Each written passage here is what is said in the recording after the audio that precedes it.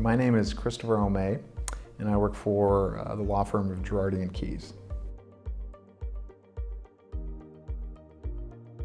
My name is Ashkan Mohammadi, and I work here at the law firm of Girardi & Keys. Miss Antonio was going to work on December 26, 2012. She took the normal route, which was northbound on State Route 71. Things were going fine. All of a sudden, the semi crossed the center median and smashed into her and two other vehicles. So as a result of the impact with the semi-truck, Miss Antonio had very catastrophic injuries. She suffered several complex fractures, a lot of complications as a result of those fractures, and she also suffered a severe traumatic brain injury. Road design is complex. You're trying to explain to a jury why a roadway is defective when most of those people have never even probably been on that freeway, and even if they had, it's very difficult to explain to them the different ways in which that freeway is defective without kind of placing them at the scene, looking at it, being able to feel it, understand it, all those things. It's a difficult case against governmental entities. We had to enlist the help of someone that can help demonstrate to juries our different theories in the case, and we turned to DK Global. Number one was to show the state of the freeway at the time and how the accident actually happened.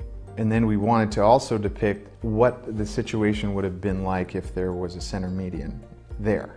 Based on what all the experts are saying, that had the center median been there, it definitely would have prevented the accident. The vehicle wouldn't have jumped over, wouldn't have gone through.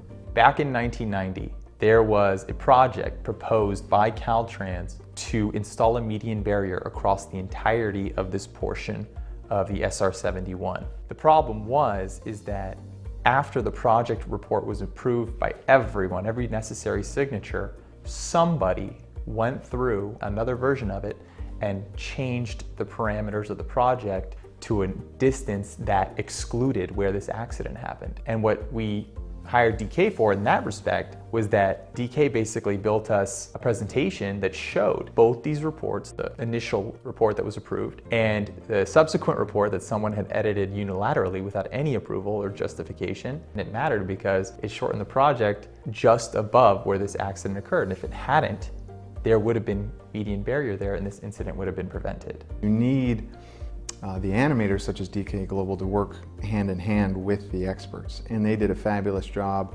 setting up interviews and making sure that we can get these animations into evidence. We were the whole time preparing as if we were going to trial. We were confident, but we knew how the state behaves. They don't pay big money, and we knew that the law was on their side. So we were pretty guarded going in.